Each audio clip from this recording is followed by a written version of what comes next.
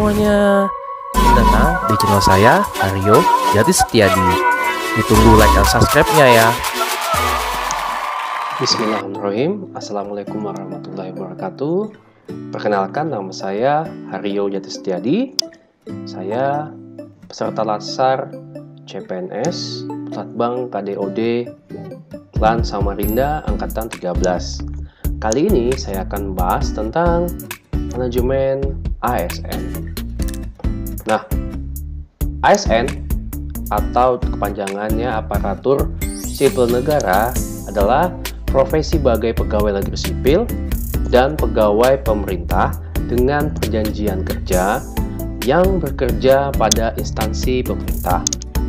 Pegawai ASN terdiri dari pegawai negeri sipil dan pegawai pemerintah dengan perjanjian kerja yang diangkat oleh pejabat pembina kepegawaian dan diserahi tugas dalam suatu jabatan pemerintahan atau diserahi tugas negara lainnya, dan juga digaji berdasarkan peraturan perundang-undangan.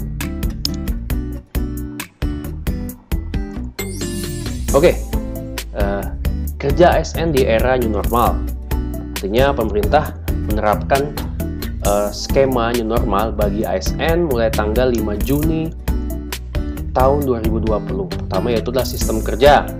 Durasinya 8 jam kerja dimulai jam 8 dan hingga berakhir jam 17.00 WIB waktu Indonesia Barat. Kemudian sistem kerjanya fleksibel, bisa work from home atau WFH. Kemudian dengan menjalani protokol kesehatan.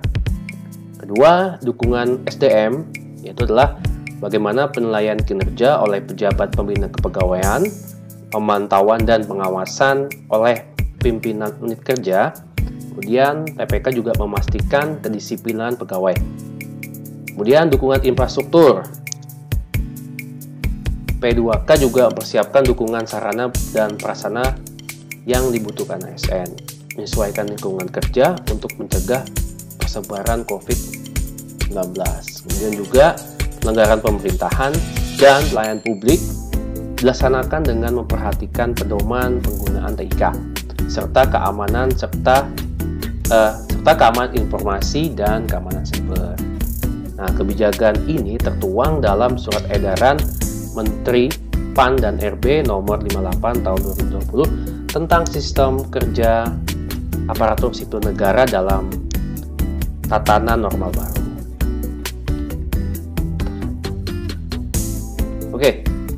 Kemudian asas manajemen ASN.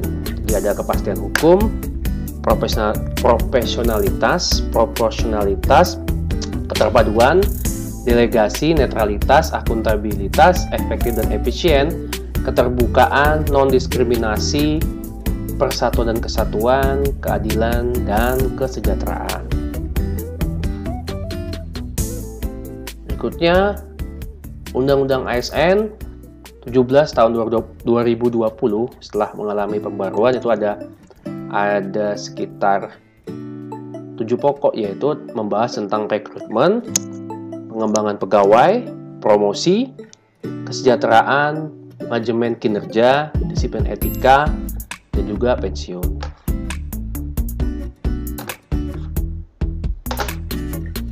Berikutnya hak PNS dan PPK yang diatur dalam Undang-Undang ASN sebagai berikut. PNS berhak memperoleh 1. Gaji, tunjangan dan fasilitas. 2. Cuti. 3. Jaminan pensiun dan jaminan hari tua. 4. Perlindungan. Dan 5. Pengembangan kompetensi. Sedangkan untuk P3K berhak memperoleh gaji dan tunjangan, cuti, perlindungan, dan pengembangan kompetensi. Kode etik dan kode perilaku ASN. Jadi sebagai ASN kita wajib memegang teguh kode etik ASN tersebut.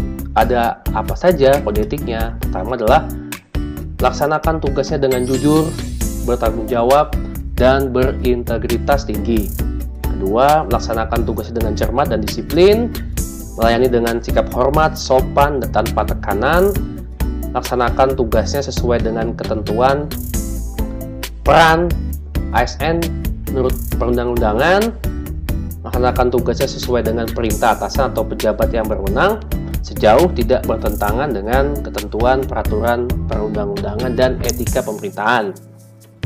Yaitu juga dengan cermat dan disiplin, menjaga kerahasiaan dan yang menyangkut kebijakan negara, menggunakan kekayaan dan barang milik negara secara bertanggung jawab, efektif, efisien, menjaga agar tidak terjadi konflik kepentingan dalam melaksanakan tugasnya. Kemudian, memberikan informasi secara benar dan tidak menyesatkan kepada pihak lain yang memerlukan informasi terkait kepentingan kedinasan. Tidak menyalahgunakan informasi internegara, tugas, status, kekuasaan, dan jabatan untuk mendapatkan atau mencari keuntungan atau manfaat bagi diri sendiri atau orang lain. Memegang teguh nilai dasar ASN dan selalu menjaga reputasi dan integritas ASN. Kemudian terakhir, laksanakan ketentuan peraturan perundang-undangan mengenai disiplin ASN. Nah, kemudian tentang refleksi dan aktualisasi diri, yaitu sebagai ASN kita harus profesional, memiliki nilai dasar PNS tadi, menjunjung tinggi nilai profesi, bebas dari intervensi politik, kita harus bersikap netral, bersih dari praktik korupsi, kolusi, maupun nepotisme. Dan yang kedua, kita sebagai ASN harus menekankan profesi pegawai sehingga diharapkan nantinya kita sebagai ASN yang mempunyai sumber daya ASN yang unggul, atau disebut juga ASN unggul sesuai dengan perkembangan zaman. Nah, untuk di tempat kerja saya akan menjunjung tinggi profesionalitas saya sebagai dosen untuk memberikan layanan terbaik kepada mahasiswa, kemudian juga bersikap ramah, bebas dari korupsi maupun kolusi nepotisme yang ada di lingkungan kerja saya. Terima kasih, selamat malam. Wassalamualaikum warahmatullahi wabarakatuh.